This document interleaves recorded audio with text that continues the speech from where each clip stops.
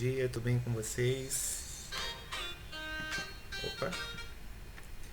Bom dia, se alguém olhou os slides que eu postei ontem, né? Meu Deus, ontem ainda fiquei dando uma revisada, mas eu acho que talvez, né? Vamos ver aqui ao desenrolar aqui da nossa conversa, se a gente vê que for ficando muito pesado, eu redivido a aula 17 em aula 18, parte 3, né? Que a gente ficou aula 16, parte um, e a gente começou 5 itens, 6 itens da sociedade limitada. Hoje tem mais itens, né? E estava dando uma olhadinha, bastante, assim, não é que é bastante coisa. Ontem à noite eu até levei o Marlon Tomazetti para a cama e fiquei lendo lá e realmente, né? Os slides que eu preparei, eles estão bem objetivos, estão bem pontuais. Que eu fiquei pensando, nossa, mas deixa eu conferir se está tudo certo, né? Não custa. E realmente, dá para, com os meus slides, dá para vocês terem a noção que vocês precisam como acadêmicos. Mas se for ficar muito atropelado aqui a questão dos 60 minutos, claro, se faltar um pouquinho a gente passa. Mas se for atropelar muito, eu prefiro redividir. Mas vamos conversando que daí a gente vê como é que vai acontecendo. Então, aula 17, né, Sociedade Limitada, parte 2, que eu estou fracionando o que a gente vai conversar sobre sociedade limitada.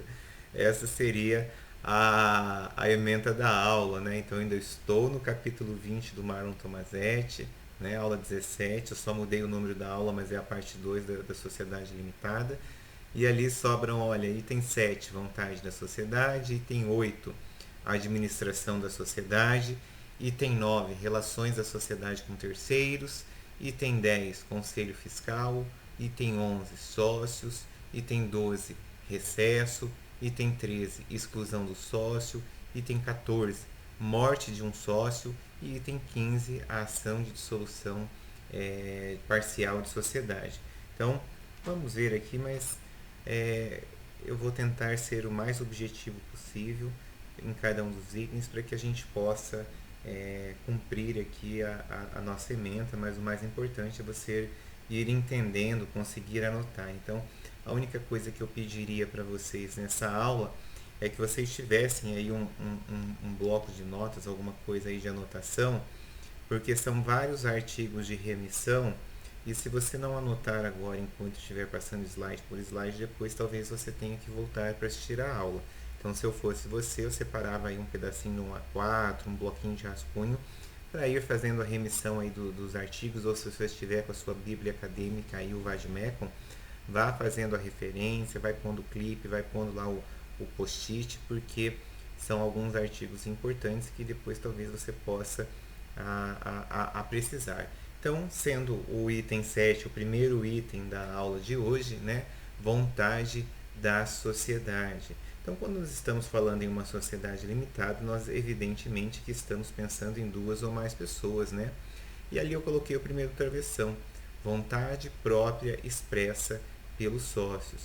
Quando nós formamos uma sociedade, é porque nós queremos que aquele grupo de pessoas querem fazer negócios, né, fazer transações empresariais em nome aí de uma terceira pessoa, no caso em nome da pessoa jurídica, só que a vontade, ou seja, a decisão dessa pessoa jurídica, ela vai expressar a vontade da maioria. Talvez não a vontade pacífica, né, a vontade unânime, mas aquelas pessoas vão ter se reunido, aquelas pessoas vão ter traçado uma linha de trabalho, vão ter traçado ali um formato para essa sociedade e a vontade dessa sociedade é o que foi expresso, é o que foi deliberado ali pelos sócios. O segundo travessão eu anoto ali, ó, administradores põem em prática. O porquê que vocês acham que as sociedades, no caso aqui a sociedade limitada, ela precisa ter um órgão de administração? Ela precisa ter um órgão de administração para poder justamente exteriorizar, para poder pôr em prática aquelas decisões que já foram tomadas anteriormente, seja no momento da sua constituição, ou seja depois, através, que a gente vai ver daqui a alguns slides ali, através das reuniões, através da vontade ali da maioria dos sócios. Então, quem vai fazer isso, quem vai pôr em prática essa vontade é o órgão chamado de administração, administradores da sociedade.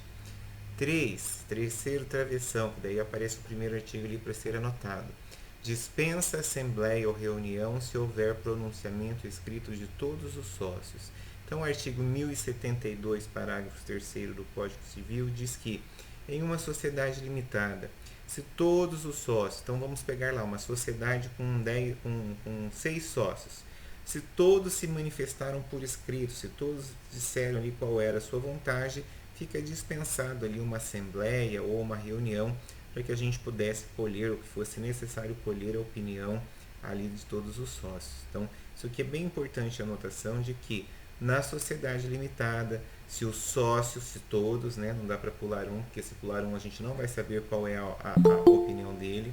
Então, na sociedade limitada, quando nós temos a manifestação por escrito de todos os sócios, fica dispensado pelo Código Civil, vejam, é o Código Civil que está dispensando, fica dispensado a reunião ou a assembleia para ter que resolver, para ter que deliberar sobre determinado assunto. Então, isso aqui é bem tranquilo. Então, no item 7, a vontade da sociedade é a vontade, na verdade, da maioria dos sócios.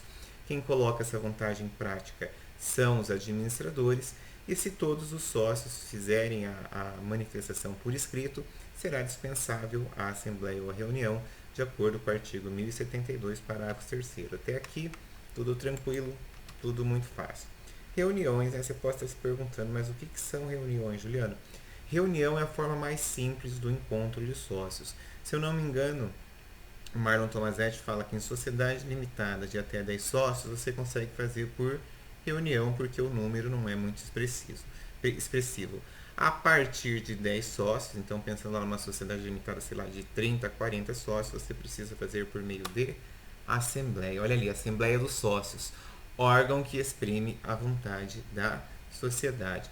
Qual é o objetivo de uma assembleia de sócios? Então, primeiro, a apreciação de contas dos administradores. Então, está aparecendo a assembleia de condomínio, né? Parecido mesmo. Na verdade, o condomínio que copia aqui da sociedade limitada. Então, é a apreciação de contas dos administradores. Não é porque a pessoa está nomeada lá para ser administrador que ela pode fazer o que ela queira sem prestar conta. Não. Nós, como sócios, nós teremos aqui a assembleia de sócios e a gente quer verificar as contas, né? Aprovar essas contas aqui dos administradores. 2. Deliberar sobre balanço patrimonial e econômico. Balanço patrimonial e econômico é o balanço patrimonial dos bens, né? Se a sociedade comprou alguma coisa, vendeu. Econômico é aquele do fluxo de caixas, né? Sobrou dinheiro, não sobrou, vai ser rateado, o que nós vamos fazer? Então, isso aí é competência para a Assembleia de Sócios. E o último ali, eventualmente, quer dizer, digamos que o contrato social fale em um período certo, determinado para agir esses administradores. Então, por exemplo, por 2 anos, por 4 anos, né, se houver, ou também se houver a necessidade da troca, vai ter que ser feito por meio de assembleia de sócios. Então, bem tranquilo. A assembleia de sócios serve para quê? Serve para verificar e aprovar a conta dos administradores, as contas, né, dos administradores. Serve para verificar, deliberar sobre o balanço patrimonial e o balanço econômico e também, eventualmente, né, porque talvez a maioria das sociedades eu não veja uma troca aí muito regular de administradores, mas se houver a necessidade da troca de administradores, será feita aqui através da Assembleia de Sócios. Convocação e instalação. Como é que a gente faz para convocar e instalar uma Assembleia de Sócios? Deve ser realizada de forma a dar ciência inequívoca aos sócios da data, hora e relação das matérias a serem tratadas. Isso só ver uma coisa, não coloquei, mas eu falo. O Código Civil ele diz que a Assembleia de Sócios ela deve ser publicada em veículos de grande circulação local e de preferência em 3 vezes. Existe uma crítica aí dos doutrinadores com relação a isso, porque em uma sociedade limitada pequena, aquela de até 10 sócios, concordam que essa questão aí da publicação é um custo, não vou dizer que é um custo desnecessário, mas é um custo demasiadamente alto para uma sociedade pequena. Então, quem trata disso é o Código Civil, tá? Mas, professor, se eu fizer diferente vai ter problema? O problema de você não cumprir a lei, gente, é que você pode estar se colocando em uma saia justa ou colocando numa linha de tiro para depois ter uma anulação de assembleia. Como, né, eu já falei isso aqui para vocês mais que uma vez, eu sou advogado de uma associação de donos de caminhões né? E sou síndico aqui do meu prédio, ambas aí, acho que síndico há 7 anos, lá na associação eu estou já como advogado, acho que há 4, 5, então assim, são duas situações na minha vida que sempre, todos os anos, pelo menos 2 vezes por ano, tem assembleias. E a gente tem que tomar cuidado, a gente tem que prestar atenção. A minha ocupação aqui quanto advogado é não ter nulidade em uma assembleia como essa. Por quê? Em uma assembleia como essa são tidos como tratativas a matérias muito importantes e que se for se anular, se for discutir a nulidade da intimação da convocação ou até mesmo a instalação da assembleia, vai anular ela como um todo, né? E às vezes a gente tem atos ali que pode trazer várias consequências, como eleição, no caso aqui da Assembleia da Sociedade Limitada, a troca de administradores. Então, assim, cuidado, cuidado, cuidado, cuidado. Façam nos termos do Código Civil. Então, na hora que forem precisar, óbvio, Código Civil, índice remissivo, procure lá a Assembleia de Sociedade Limitada e verifique como é que vai ser feito. Deliberações serão tomadas pelos votos dos sócios, contados de acordo com a participação no capital social. As pessoas têm bastante dúvida quanto a isso, né? Como é que vai ser feita as decisões?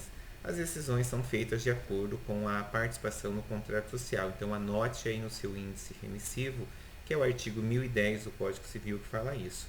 Me parece, para mim, Juliano, me parece que isso é lógica, mas tem muita gente que questiona essa possibilidade. Então as decisões serão tomadas de acordo com o percentual, a participação daquele sócio no capital social. Não vejo problema, mas não custa vocês anotarem, né?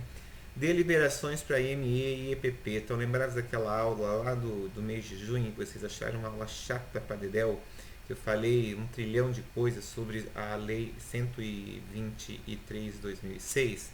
Então, foi pesada aquela aula mesmo, devia ter dividido em 2.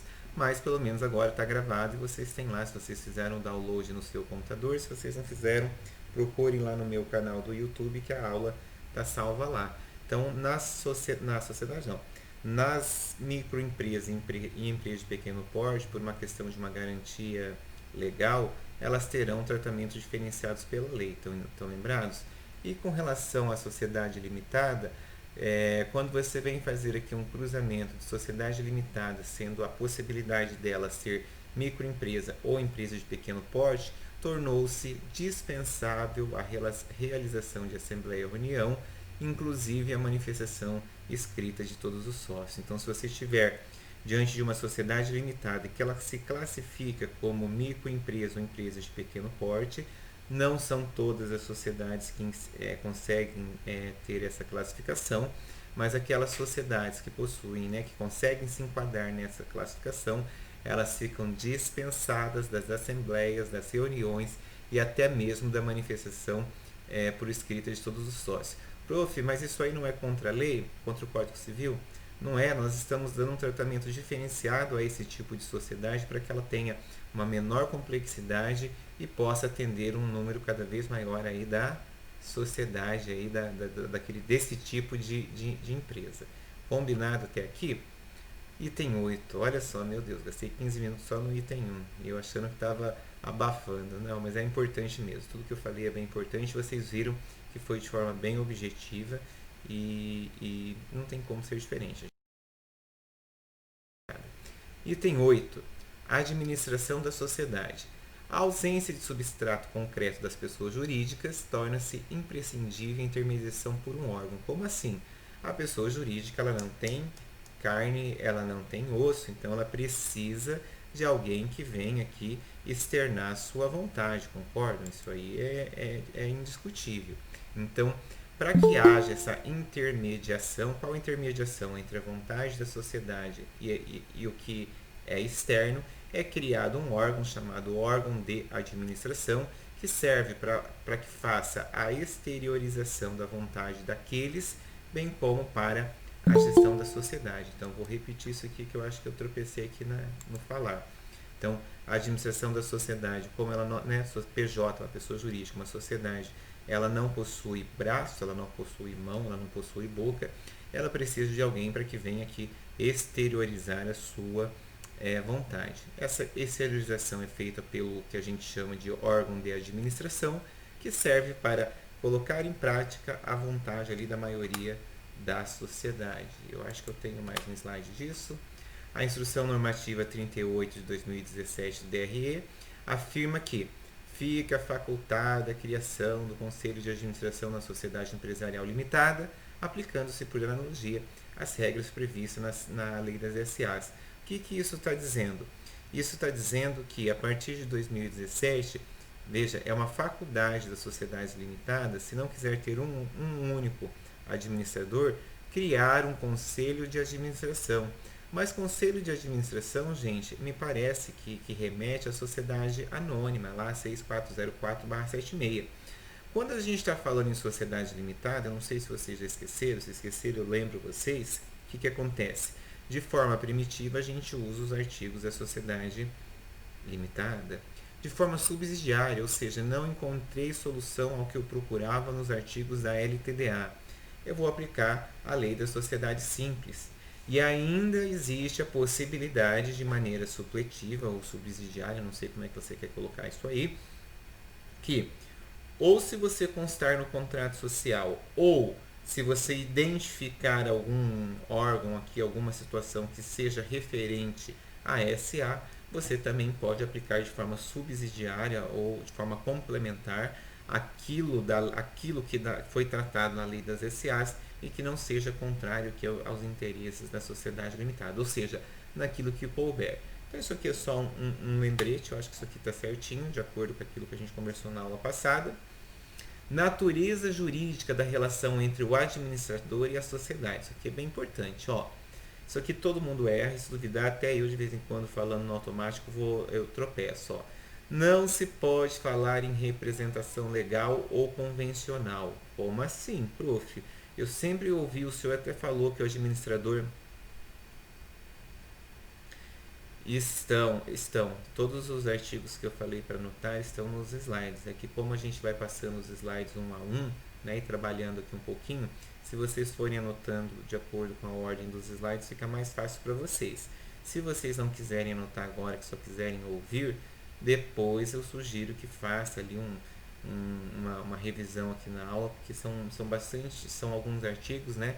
E alguns a gente faz um pulo aí para os artigos da sociedade simples, depois para os artigos da 6404. Então, eu particularmente, se tivesse que fazer testes dessa matéria, depois eu ia anotar esses artigos para eu pensar um pouquinho, entendeu? Então, voltando aqui. Natureza jurídica da relação entre o administrador e a sociedade. Comumente a gente fala em representação. Eu mesmo já devo ter cometido essa gafe jurídica em falar em representante, né, da sociedade limitada, representante não sei do que. A gente pode até falar em representação, mas essa representação, esse órgão qual é a relação jurídica do administrador com a sociedade limitada, ela não é uma representação legal, aquela que vem da lei, nem convencional. Por quê? Porque a pessoa jurídica não é incapaz, seja porque a função do órgão é essencial à vida da sociedade, não se podendo falar em mandato. Então, olha só que interessante. A sociedade anônima, para ela existir, ela precisa do órgão de administração. Estão lembrados? Como é que ela vai expressar a sua vontade? Ela não tem boca, ela não tem mão, ela não tem braço. Então, se para a existência da sociedade limitada ela precisa do órgão aqui de administração, então é equivocado, né? É meio estranho a gente falar que é representação legal. Não é representação legal nem convencional, sabe por quê? Primeiro que ela não é incapaz. E segundo, que para ela existir, ela precisa de alguém que faça essa exteriorização da sua vontade. Então, neste momento aqui, eu estou fazendo um marco aqui, né, digamos, um marco jurídico. Estou sinalizando que várias vezes nós tratamos isso aqui, pelo menos com o português ou com a nomenclatura equivocada. Estão enxergando o que eu estou falando? Na sociedade limitada, para que ela possa existir, não tem outra maneira de existência, ela precisa de um órgão de administração. Você vai dizer, mas eu chamava de administradores. A partir deste momento eu vou ficar batendo aqui na tecla do órgão de administração, para que você possa aqui entender que não é uma pessoa física esse administrador, né? Ela, na verdade, quem representa o órgão é uma pessoa física, mas o órgão existe como classe, como parte da sociedade limitada. e não é uma representação legal ou convencional. Por quê? Porque sem o órgão a sociedade não consegue existir, ela não consegue expressar a sua vontade, e até porque a pessoa jurídica não é incapaz, não vem ali da incapacidade do direito civil. Então cuidado, porque eu sempre coloco lá nos testes, né? Vocês vão fazer prova daqui a 20, 30 dias, o que acontece? Eu coloco lá. É verdade que a representação na sociedade limitada ela é legal? E todo mundo vai lá correndo e marca que é a representação legal. Não é representação legal, gente. Ela decorre da própria existência da sociedade. Ninguém precisa, você precisa se representar, fazer uma procuração para você mesmo? Não, decorre da sua própria existência. Mesma coisa aqui na sociedade. O Rubens Requião, ele traz aqui uma afirmação que eu achei interessante, por isso que eu transcrevi. O órgão executa a vontade da pessoa jurídica, assim como o braço, a mão, a boca executam o da pessoa física. Então, com essa analogia aqui do Rubens Requião, fica claro que o órgão de administração ele está para a sociedade, assim como o nosso braço, nossa mão, nossa boca está para nós. É muito simples aqui, mas é importante. 8.2, nomeação e destituição dos administradores. Como é que isso ocorre? Então, primeiro travessão. Admite-se a nomeação dos administradores estranhos ao quadro social. Então, nós estamos vindo aqui de um tipo societário, né, de uma sociedade contratual, lembrando as outras duas, que é a sociedade em nome coletivo e a sociedade em comum dita simples, que em ambas daquelas sociedades, né, nas duas, o órgão de administração só podia ser exercido por um dos sócios. Aqui nós temos uma inovação, nós temos uma mudança, em que a nomeação do administrador, aqui de quem vai fazer essa titularização do órgão de administração, não necessariamente precisa ser sócio na sociedade. Pode ser alguém estranho ao quadro social. Segundo travessão, admite-se a nomeação no contrato social ou em ato em apartado pela maioria do capital social. Artigo 1071, inciso 2 e artigo 1076. Isso aqui é bem importante porque ele traz duas possibilidades de você nomear o administrador. A primeira delas é a mais usual, que é a que eu mais vejo, é a nomeação dele por meio do contrato social, que daí não há discussão, não tem como ali falar se foi nomeado por 2/3, por 1/4, sei lá. Está nomeado no contrato social. E existe a possibilidade de você fazer essa nomeação em um documento em apartado. Se for um documento em apartado, são dois requisitos a serem cumpridos. Primeiro, maioria tem que ser eleito, indicado pela maioria do capital social, né, de quem é proprietário do capital social. E segundo, tem que ser feita a verbação no órgão competente. Você vai ter que pegar esse documento aí de nomeação de administrador em ato em apartado e levar lá na junta comercial para fazer a verbação aí na matrícula, ali no registro da sua sociedade limitada. O mais usual é estar já diretamente feito no contrato social. Pergunta boba para essa manhã de quarta-feira. Pessoa jurídica, PJ, pode ser administrador em uma sociedade limitada? Aqui a gente vai ver algumas coisinhas. Ontem eu até fui refrescar minha memória com o Mário. E realmente existe ali uma grande discussão doutrinária de pessoas, né, de estudiosos aí da área do direito empresarial que entendem que o quê? Que poderia, né? Nós vamos ficar ali com a primeira parte ali, ó, de acordo com a maioria da doutrina, o administrador da sociedade deve ser uma pessoa natural. Então eu vou basear aqui o meu entendimento no artigo 997, inciso 6º, e no artigo 1062, parágrafo 2º. Só que se você procurar, que é essa discussão doutrinária, se você procurar uma proibição, né, um proibitivo no Código Civil, você não vai encontrar. Então, para aqueles que fazem análise, pera lá, o que não é proibido é permitido. Então, talvez pudesse, sustentam, né, deixa eu até ver se eu coloquei mais coisa. Não coloquei porque realmente isso aqui é uma discussão que daria para a gente passar amanhã aqui batendo papo, né? E não é o nosso caso, infelizmente. Então, regra geral, não há proibição no Código Civil para PJ ser administrador de uma sociedade limitada. Porém, você vai ter ali o 997, inciso 6º, e o 1062, parágrafo 2º, que vai dizer que faz uma recomendação que deve ser uma pessoa natural. Então, o Marlon Tomazetti e a maioria ali dos doutrinadores entendem que a administração de uma sociedade limitada deveria caber a uma pessoa física, pessoa natural. Mas existe, você vai encontrar, no próprio Marlon tem vários, ali uns 4, 5, que estão discutindo a possibilidade, né, defendem a ideia de que, como não há proibição no Código Civil, aquilo que não é proibido, eu entendo que é permitido. Então eles acham que existe a possibilidade, sim, de haver a nomeação de um administrador PJ numa LTDA. Eu vou ficar aqui com o 997, inciso 6 e o 1062. Então, cuidado com o que você vai me responder lá na prova, porque se você for partir para o segundo raciocínio, você vai ter que fundamentar. Eu te dou como correto, ainda que seja contrário àquilo que eu penso. Entendido isso? Para não ficar igual aquela questão lá que buscaram a sociedade subsidiária para me dizer que não podia ter a constituição do capital social por serviço. Né? Eu não esqueci aquilo ainda não. 8.3 Poderes e responsabilidades. Então, o poder de gestão e decisões necessárias à realização do objeto social que não seja de competência privativa da Assembleia ou da reunião. Então, aquilo que seja poderes privativos da Assembleia, como, por exemplo, nomeação de administrador, é privativo para a Assembleia. Então, isso aí você não vai poder fazer de uma outra forma. Então, esses poderes, essas responsabilidades, normalmente elas estão ou delimitadas no contrato social ou delimitadas no Código Civil. Por quê? Um não pode ser contrário ao outro. Eu não posso criar normas, formatos que sejam aquilo que a gente chama contra-legem. Né? Isso aqui é tranquilo. 9. Relações da LTDA com terceiros. Como é que isso acontece?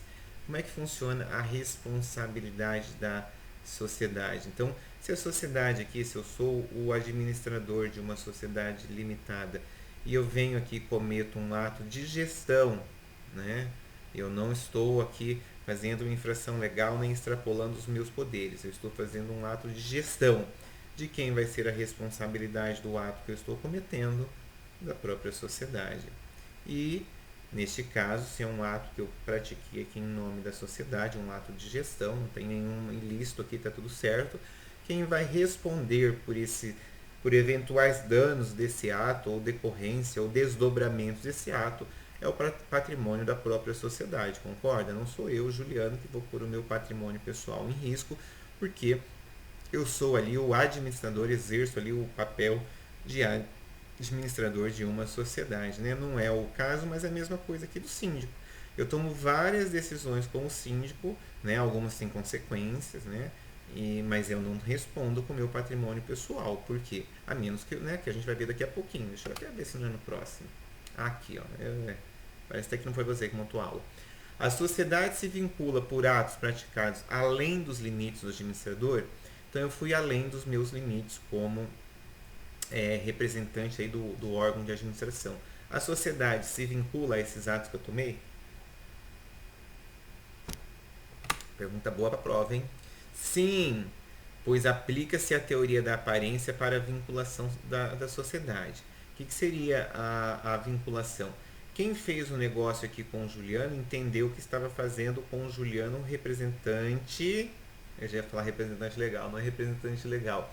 É representante do órgão de administração. Então entendia que ali que a sociedade estava fazendo negócio em nome da sociedade. Então, pela teoria da aparência, que é uma teoria muito usual aqui no direito empresarial, a sociedade responderia sim. Mas nós temos vários doutrinadores discutindo que, pera lá, né? Essa responsabilidade aqui do Juliano tem que recair mesmo sobre a sociedade, sabe por quê? Porque foi a culpa em elegendo, né? Em elegendo. A sociedade que indicou o Juliano como titular do órgão de administração. Se ele é perigoso, tira ele, faz outro. Quais são as possíveis excludentes, né? Quando é que a sociedade não vai ter que se responsabilizar por atos de gestão aqui do administrador que extrapolem digamos assim, os seus poderes? A limitação dos poderes dos administradores estiverem inscritos no registro próprio. Então, mesmo tendo a nomeação lá no contrato social, eu posso fazer um outro documento limitando os poderes do administrador. Culpa em eligência, deixa eu até voltar então, Pamela. A culpa em elegendo, eles têm doutrinador que entende que foi você que escolheu quem é o titular ali do órgão de administração, não é? Então foi a sua culpa, que vou falar no linguajar chulo, né? foi sua culpa em eleger ele. Quem mandou você eleger ele? Se ele não é uma pessoa direita, se ele não é uma pessoa confiável, não tivesse eleito isso. Ele, então por isso que a gente vai responsabilizar a sociedade, sim. Entendeu? Na verdade, ele vem de acordo ali com a, ele complementa a teoria da aparência, né? A teoria da aparência para não trazer prejuízo a terceiro e culpa em elegendo porque foi você que elegeu esse cara, né? Se ele não era bom, por que não indicou outro? Então, a primeira possibilidade excludente de responsabilidade da LTDA, no caso de atos aí de gestão pelo órgão de administração, seria a limitação dos poderes dos administradores estiverem escrito em registro próprio. Qual registro próprio? Na junta. Então, digamos que depois que a gente constituiu a sociedade limitada e me nomeou como titular do órgão de administração, sou o administrador. Mas aí a gente pensou melhor e falou assim, pera lá, vamos colocar algumas limitações aqui ao poder do Juliano? Olha, Juliano, você pode comprar, pode vender, pode, mas você não pode alienar, você não pode financiar, você não pode, ou colocar um limite. Então, se isso for feito, seja no contrato de sociedade ou seja um documento em apartado, isso aí tem que estar registrado lá na junta comercial. Se isso aí estiver registrado ou averbado, né, da forma como você quiser tratar, acho que é averbação até o mais certo, se for em ato separado, né, se for junto com o contrato social seria registro. Se for averbado ou registrado, o terceiro não pode alegar desconhecimento, concorda? Porque ele teria que ter ido lá tirar uma certidão. 2. O terceiro conhecia do excesso do mandato. Então vamos supor que eu como exercente ali do titular de um órgão de administração de uma sociedade, digamos que eu tivesse ido lá, então vamos supor que sou administrador de uma sociedade limitada no ramo de caminhões, né? No ramo de veículos. Digamos que eu fosse lá e fizesse uma dívida, sei lá, fosse lá e fizesse o capital da sociedade é 1 milhão, eu vou lá e faço uma dívida de 10 milhões. Alguém tem dúvida que eu tô isso aí é um excesso do mandato, né? Pela lá, como é que o cara vai lá e faz uma dívida de 10 vezes o valor do capital social? Difícil, né? Então, se isso acontecer, o terceiro aí, entendeu? Seria uma excludente de responsabilidade da sociedade, que estava muito na cara que tinha um problema. E o item 3, que seria a operação realizada por evidentemente estranha ao objeto social da sociedade jurídica. Você pega lá essa mesma empresa de caminhões, né, faz de conta que eu sou o administrador. Veja, caminhões servem para transportar coisas, né? Digamos que eu fosse lá na divisa, concessionária Mercedes, e comprasse uma Mercedes, um carro de luxo aí de 200, 250 mil para a sociedade limitada. Sei lá, me parece que é meio estranho eu estar comprando caminhões Mercedes, que é para o transporte, e depois ir lá na concessionária do grupo deles de veículo e comprar um automóvel do valor quase de um caminhão. Não sei. Me parece que é uma operação evidentemente estranha ao objeto da sociedade, né? Se o objeto da sociedade é o transporte de grãos, por que você está comprando veículo de luxo? Né? Então, vocês estão vendo como é que algumas coisas a lei traz de forma bem clara. Daí eu coloco aqui, ó, é uma questão controvertida. Como assim questão controvertida? O artigo 47 e o 1174 constituem regras gerais aplicáveis a todas as sociedades. Afirmam que as restrições dos poderes do administrador podem ser opostas a terceiros, desde que estejam averbadas no registro da sociedade ou conhecidas do terceiro que tratou. Essa questão controvertida, para mim, ela esclarece, ela vem reforçar aqueles 3 itens do slide anterior. Então, espera lá, se o terceiro sabia que era estranho a sociedade que eu estava fazendo, ou se esses poderes estavam muito além daqueles que é os poderes normais, o estranho deveria ter o cuidado. Mas nós temos aqui gente, doutrinadores, que discute essa possibilidade aqui de oposição. Então, assim, um regime, qual o novo regime? O Código Civil de 2002, gente. Seria sempre necessária a consulta ao contrato social para saber se a sociedade seria regida pelas normas da sociedade simples ou pelas normas da SA. Para que isso? Para eu saber se os poderes aí de quem está fazendo o que está fazendo, se está certo ou não. Então, como eu não tenho bola de cristal para olhar para a cara do titular do órgão de administração e adivinhar qual é o poder dele, eu teria que estar sempre consultando o contrato social. A primeira jornada de direito comercial sufragou, ou seja, criou o enunciado que entende que o artigo 1015, parágrafo único, deve ser aplicado à luz da teoria da aparência, e primado pela boa-fé objetiva, de modo a prestigiar a segurança do tráfego negocial. Então, é aquilo que a gente está cansado de falar. O princípio da aparência, o princípio aí da boa-fé, eles estão relacionados aqui com o direito empresarial. Então, entende-se que a pessoa que está atuando aí no direito empresarial ou qualquer outra coisa nesse sentido, a gente vai primar aqui pela segurança das relações e pela confiabilidade, né? Pela boa-fé. Boa-fé objetiva, aquilo que a gente espera do cidadão, né? Então, isso aqui falando em responsabilidade ali da sociedade com relação ao órgão de administração, decisões do órgão de administração. Item 10, Conselho Fiscal. Similarmente, ou seja, igual, parecido com o que ocorre na sociedade anônima, o Código Civil permite que o contrato social institua um conselho fiscal na LTDA, com o intuito do quê? De fiscalizar a gestão da sociedade pelos administradores. Então, se você criar um conselho fiscal na sociedade limitada, esse aqui é um órgão de sociedade anônima. É possível? É possível.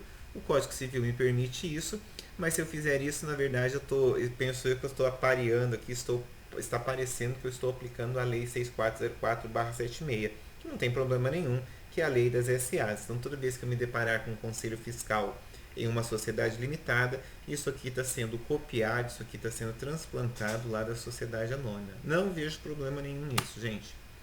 Sócios. A princípio, qualquer pessoa pode ser sócio em qualquer sociedade, né? Regra geral. Querem ver o que eu vou perguntar? Mas se você sair de 2020 sem aprender sobre o incapaz, você não assistiu às minhas aulas, né? Eu praticamente, acho que o ano que vem, em 2021, quando eu for revisar essas aulas, se eu estiver lecionando ainda esse conteúdo, eu acho que eu vou fazer uma linha do tempo assim, no primeiro dia de aula. Olha, gente, incapazes caem em todas as aulas. Né? Porque quase toda aula eu pergunto sobre o incapaz. O incapaz pode ser sócio de uma sociedade limitada em uma LTDA? Boa pergunta, né? Pergunta número 2. Pode, letra? Olha só, quer ver que mais ou menos na sociedade limitada os sócios podem sim, desde que não assumam poderes de gerência e todo o capital social esteja devidamente integralizado. Por quê? Porque na questão da gerência ele não consegue expressar a sua opinião. Então não dá para ele ser gerente ou ele conselho no órgão de administração. E a questão da integralização do capital social, porque se estiver faltando integralizar capital social, não sei se vocês já esqueceram, mas todos os sócios respondem de forma solidária pela integralização daquele capital que ainda não foi integralizado. Então cuidado, que o incapaz pode sim, Ledas, você está certa, mas tem essas duas ressalvas, tem essas duas exceções. Para a gente ir embora daqui a 20 minutos. Sócio remisso. Quem que é o sócio remisso? Né? Sócio remisso é aquele que não cumpriu, aquele que não pagou suas obrigações. Então, olha lá. Vencida a obrigação, a sociedade deve, olha, um dever, deve notificar o sócio para que em 30 dias cumpra a obrigação. Artigo 1004 do Código Civil. Então, eu ingressei aí na sociedade e não paguei aquilo que eu combinei de pagar, ou seja, eu não integralizei as cotas que eu combinei de integralizar. Como é que isso aí vai se dar? Quando que eu me torno um sócio remisso? Quando vence o prazo e eu ainda não paguei, né, o que vai ter que acontecer? Eu vou sofrer uma notificação para pagamento, ou se passado esse prazo, ou depois da notificação do pagamento, a sociedade deliberou, entendeu? Nós não queremos mais o Juliano, já que ele não paga, já que ele não traz o dinheiro aqui das cotas dele, nós vamos notificá-lo da exclusão. Como é que funciona a responsabilidade desses sócios, né? A responsabilidade do sócio é restrita ao valor de cada cota, havendo a solidariedade pela integralização do capital social. Quem queria o fundamento legal lá da impossibilidade do incapaz quando houver pendência de integralização, é o artigo 1052, que ele traz aqui a questão da solidariedade.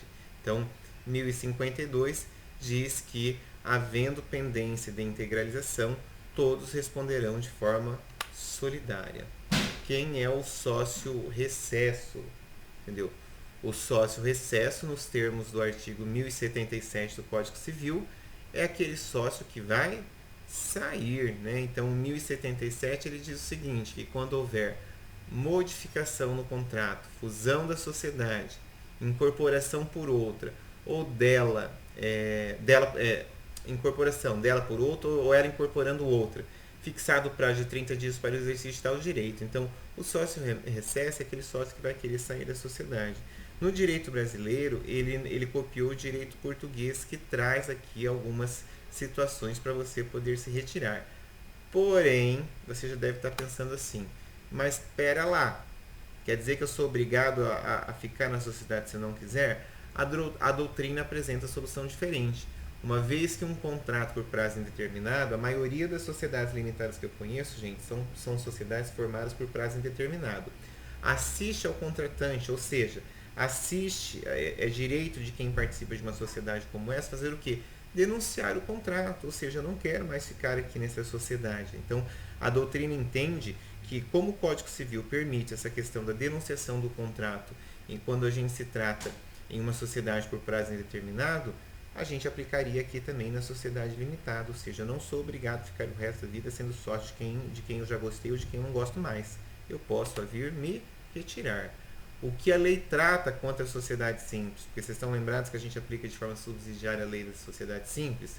Há disposição expressa nesse sentido, disposição esta aplicável supletivamente à sociedade limitada.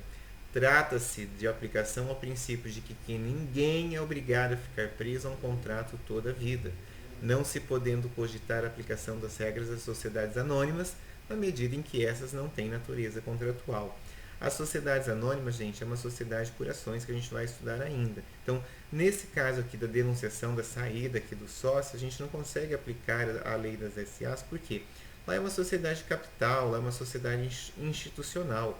Quando a gente volta aqui a falar de uma sociedade simples, nós estamos pensando em uma sociedade contratual e uma sociedade de pessoas, estão lembrados? Então vocês veem que nesse quesito da retirada do sócio, eu não posso aplicar a lei das SAs, por quê? Porque ela é absolutamente antagônica à lei das sociedades simples. A lei das sociedades simples é uma sociedade contratual, que é uma sociedade de pessoas. A lei das SAs é uma lei de sociedade institucional, 100% sociedade de capital, que eu não quero nem saber quem é os meus sócios. Então, nesse caso aqui, a gente vai, né, a questão aqui, ó, voltando aqui, ó, a questão do sócio recesso, nós vamos aplicar a lei das SA, da sociedade simples e não da SA. Estou até tropeçando, vou até tomar uma água. 13, olha que talvez a gente vai vencer aqui os 15 itens. Exclusão do sócio. A parte do recesso que é de iniciativa do próprio sócio, essa também pode sair da sociedade por deliberação. Ou seja, a sociedade também quer tirar um sócio, eu quero excluir ele. Então, como é que eu posso excluir um sócio? Admite-se a exclusão extrajudicial de um sócio por justa causa, desde que haja previsão contratual. Então, se você estiver elaborando um contrato social para a sociedade limitada e constou lá, é possível fazer a exclusão do sócio de forma extrajudicial. Se você constou isso é possível. Está lá no artigo 1085, por justa causa. Ah, mas eu não consigo pensar numa justa causa. A pessoa está contando aí o nosso segredo empresarial para o concorrente. Não é uma justa causa? Opa, mais do que justa causa. Quais são os requisitos para essa exclusão por parte da sociedade? 1. Deverá ser deliberado pela maioria de todo o capital social. É claro, né? Como é que eu vou excluir um sócio? Eu preciso da maioria do capital social. Deverá ser feita em assembleia com finalidade específica, com a notificação do sócio para fazer a defesa. Não dá para excluindo as pessoas a seu bel prazer. Agora eu briguei, eu quero excluir a pessoa. Vai ter que montar convocar uma assembleia, notificar todo mundo. É que nesse caso, é que na verdade eu estou explicando para depois mostrar uma coisinha aqui para vocês. Se houver a justa causa e tiver a possibilidade da exclusão extrajudicial, eu não vou precisar fazer toda essa parafernália. Agora, se não houver a cláusula da possibilidade da exclusão extrajudicial, eu vou ter que fazer todos os requisitos aqui bonitinho, né? Então, digamos que não haja justa causa, evidentemente. Então, deverá convocar a assembleia com essa finalidade específica, porque o sócio pode vir e apresentar defesa. possui prazo de decadencial para anulação, depois da exclusão do sócio. Quanto tempo eu posso entrar com a ação anulatória do ato? 3 anos. Não se trata de ato discricionário, ou seja, eu vou querer ou não vou querer da sociedade. Deve haver uma justa causa. Então a sociedade não pode sair excluindo sócios por ato discricionário. Eu acho que eu não quero mais esse cara, eu vou excluir ele. Tem que haver a justa causa. Fique atento. Olha lá. A ausência da cláusula contratual não implica da impossibilidade de exclusão, mas apenas que haverá necessidade de uma ação judicial para tanto. Então, se você não constou no seu contrato social uma cláusula de exclusão extrajudicial, você vai ter que fazer na justiça. Não quer dizer que você não possa excluir, mas vai ser feito no judiciário. A exclusão é um direito inerente à finalidade comum do contrato de sociedade e, por isso, independe de previsão contratual. Se você, mesmo você não constando no contrato social, é possível sim fazer essa exclusão, mas vai ter que ser feita ali na justiça.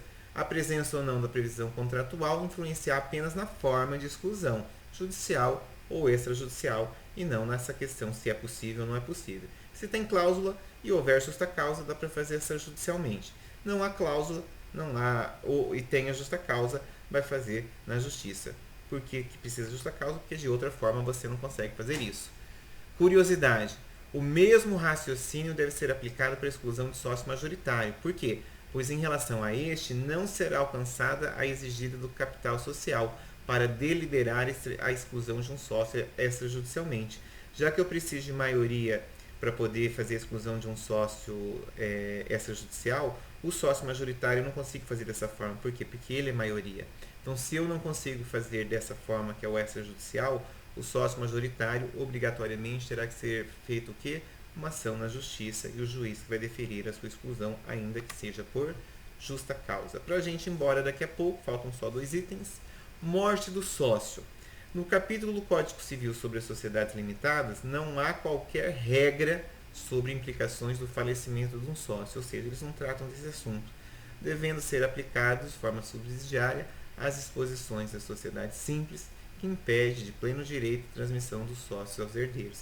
Então, na lei da sociedade limitada, nos artigos referentes a ela, não há proibições, não trata nada com relação ao falecimento de sócio. Se nos artigos da sociedade limitada não trata, eu vou buscar os artigos da sociedade simples. E na sociedade simples você sabe que é impossível fazer a sucessão ali dos herdeiros, porque é uma sociedade de pessoas. Mas, professor, eu quero colocar a cláusula de sucessão. Eu posso? Se você quiser, você pode tratar. Se você não tratar, a lei não trata, nós vamos aplicar a lei da sociedade simples. Combinado? E para a gente ir embora, olha só que eu acelerei e deu tempo. A ação de dissolução parcial da sociedade. O CPC de 2015 passa a existir um procedimento especial para a dissolução parcial das sociedades. Artigos 599 ao 609. Tal procedimento especial pode ter o objetivo do quê? Do reconhecimento da resolução por morte, por recesso ou exclusão e o pagamento da apuração dos haveres ou somente de um desses objetivos. Nossa, então eu tenho que explicar aqui mesmo. Então, a partir do ano da mudança do CPC de 2015, o que acontece? Vamos pegar o primeiro caso ali. Caso de morte de um dos sócios. Então, digamos que pela lei da sociedade simples não pode haver a sucessão legal. Como é que não pode haver a sucessão legal? Eu vou fazer o quê? Eu vou ter que pagar essa parte do sócio que morreu, concorda? Mas as pessoas não querem receber porque elas estão discutindo valores. Eu vou entrar com uma ação de dissolução parcial da sociedade. Sócio recesso, aquele que está em dívida, que não pagou a sua integralização social. O que acontece? Ele não quer sair por bem, eu faço o quê? Eu faço uma ação de rescisão, de dissolução parcial da sociedade. Ou no caso ali da exclusão, como assim no caso da exclusão? O sócio não aceita ali que ele cometeu uma falta grave ou que há justa causa, né? Eu vou tirar ele, o que vai acontecer com a parte dele? Eu vou ter que fazer uma ação de dissolução parcial da sociedade. Então, já que eu consegui vencer, como eu disse ontem à noite, eu conferi isso. Essa aula está bem objetiva e assim, falei bem menos do que seria o necessário. Eu não esgotei o assunto longe disso, entendeu? Mas para vocês que são apenas graduação em Direito, dá para ficar com essas 2 aulas da sociedade limitada. Eu acho até que depois a gente vai ter que fazer algumas questões, algumas coisas aqui para poder dar uma sedimentada nisso, né? Mas eu acho que nesse momento é bom vocês darem uma pensadinha e tal, porque foi bastante informações hoje, né? Mas fiquem tranquilos, eu acho que na próxima aula eu falo sobre, porque hoje é dia 20, próxima aula 20 mais 7 vai dar 28, né? 29. Eu falo sobre sociedade anônima e ainda daí ali ainda vai sobrar ali acho que uma, duas aulas para que a gente possa estar tratando de mais algum assunto e fazendo uma revisão para nossa prova para encerrar o ano, né? Certo até aqui? Eles até nem estão mais aí. Mas a gente volta a fazer um bate-bola sobre tudo isso aqui, porque você veja, dá 1h20 de aula sobre sociedade LTDA. Não é pouca coisa. Mas eu vou ficando por aqui e a gente volta a se falar, seja na revisão, ou seja ali, a gente de repente pensa ali uma metodologia ativa, alguma coisa para que vocês possam manusear um pouco mais esse tipo de sociedade, porque das sociedades é a mais usual hoje no direito brasileiro. Então, lembrasse daquele outro slide lá, que era até de 2005 a 2015, expressava 98% das sociedades registradas, né? Eu vou ficando por aqui e até quarta-feira que vem. Bom resto de semana, bom final de semana e a gente vai se vendo por aí. Abraço!